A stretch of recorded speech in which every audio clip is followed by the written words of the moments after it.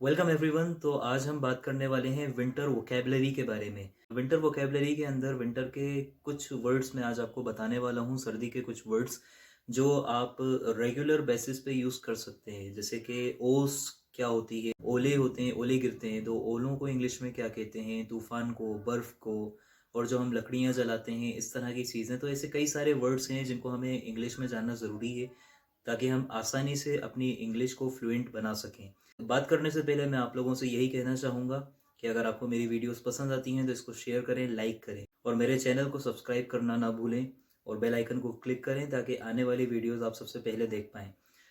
तो चलिए बात करते हैं विंटर वोकेबलरी के बारे में। इसमें सबसे पहला वर्ड जो है वो है ओस। ओस को इंग्लिश में ड्यू कहते हैं, DEW, ड्यू। बिल्कुल आपने सही सुना है। ड्यू आपने माउंटेन ड्यू से सुना होगा। माउंटेन ड्यू एक कोल्ड ड्रिंक का नाम है, लेकिन आप लोगों को जानकर हैरानी होगी, ओस को हम इंग्लिश में ड्यू कहते हैं। अगर कोई चीज़ जो ओस से रिलेटेड है, चाहे वो पत्तियाँ हों या कोई सुबह ऐसी है, कोई रात ऐसी है जिसके अंदर ओस गिरी है, मतलब ओस से ताल्लुक़ रखने वाली कोई चीज़ है तो वो है ड्यूई, यानी कि DEWY।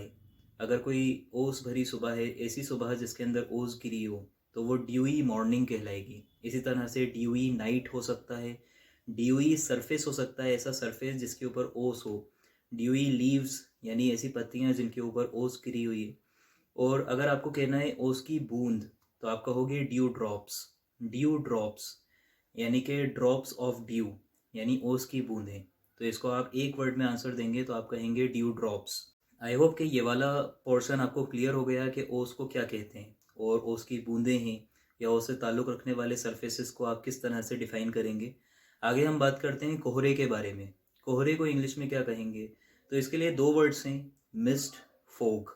ये दोनों ही वर्ड्स आप कोहरे के लिए इस्तेमाल कर सकते हैं, लेकिन ज़्यादा कॉमन वर्ड जो है वो है फॉग।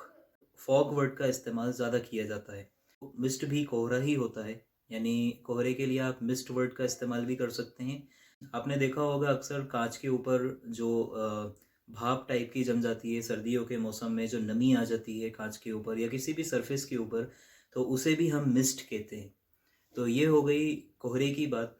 और इसी तरह से अगर ऐसी कोई कंडीशन है, कोहरे वाली कंडीशन है, कोहरे वाली सुबह है, कोहरे वाली रात है, शाम है, तो इस तरह की कंडीशंस को हम कहेंगे फॉगी, यानी कि फॉगी कंडीशंस, फॉगी वेदर, ऐसा वेदर जिसमें कोहरा है, foggy morning, foggy night, etcetera. आगे हम बात करते हैं ओले के बारे में।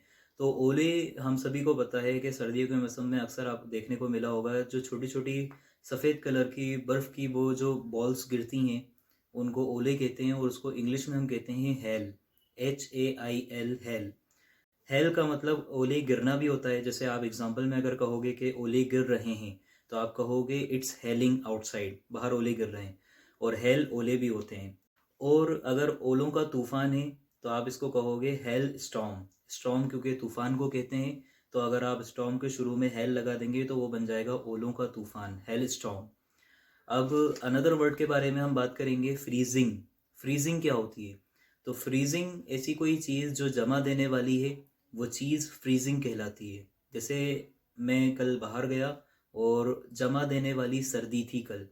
सो yesterday when I went outside there was freezing cold, यानी बाहर जमा देने वाली ठंड थी।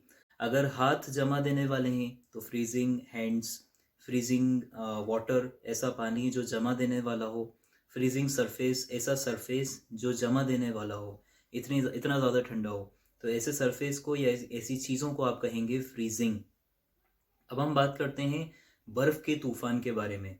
तो इसको यूजुअली स्नो स्टॉर्म कहते हैं। स्नो यानी बर्फ़ होती है और स्नो यानी बर्फ़ गिरना भी होता है। स्नो जो है, स्नो यानी बर्फ़ गिरना, और स्नो स्टॉर्म जो होता है बर्फ़ का तूफान कहलाता है। लेकिन इसके लिए एक प्रॉपर वर्ड है, ब्लिज़र्ड। ब्लिज़र्ड यानी कि बर्फ़ का तूफान। तो जब बहुत ज़्यादा बर्फ़बारी होती है और बहुत ज़्यादा तेज़ हवाएं चलती हैं, ठंडी हवाएं चलती हैं, तो इस तरह के तूफान को हम कहेंगे blizzard. For example, they got stuck in a blizzard, यानी कि वो एक बर्फीले तूफान में फंस गए। आखिर में मैं आपको एक वर्ड बताना चाहूँगा। आपने देखा होगा लोग सर्दियों के मौसम में लकड़ियाँ जलाते हैं अलग अलग चीज़ों के अंदर, और अलग-अलग चीज़ों का इस्तेमाल करके लकड़ियों को जलाया जाता है, जैसे कागज़ है, कुछ लोग इसके अंदर ऑयल डालते हैं और केरोसिन भी डालते हैं। तो इस तरह के जो जो फ्लेम्स होती हैं, इस तरह की जो फायर होती है, उसको हम कहते हैं बोन फायर, जो हमें सुकून देने के लिए हमने जलाई है। इस तरह की आग को हम कहते हैं बोन फायर। आई होप कि ये सारे वर्ड्स आपको क्लियर हैं और इनका इस्तेमाल कैसे करना है। अगर आपको कोई भी डाउट आता है तो आप मुझे कमेंट सेक्शन में कमेंट कर सकते हैं, पूछ सकते हैं कि सर इसको किस तरह से प्रोनाउंस करना है या इसको किस तरह से यूज़ करना है। तो lastly I will only tell you कि अगर आपको मेरी वीडियो पसंद आई हो तो इसको लाइक करें और शेयर करें अपने दोस्तों के साथ, और आने वाले पार्ट 2 के लिए मेरे चैनल को सब्सक्राइब करें और बेल आइकन को क्लिक करें, ताकि आने वाली जो वीडियोज़ हैं या इसी का ही जो पार्ट 2 है वो आप सबसे पहले देख पाएँ।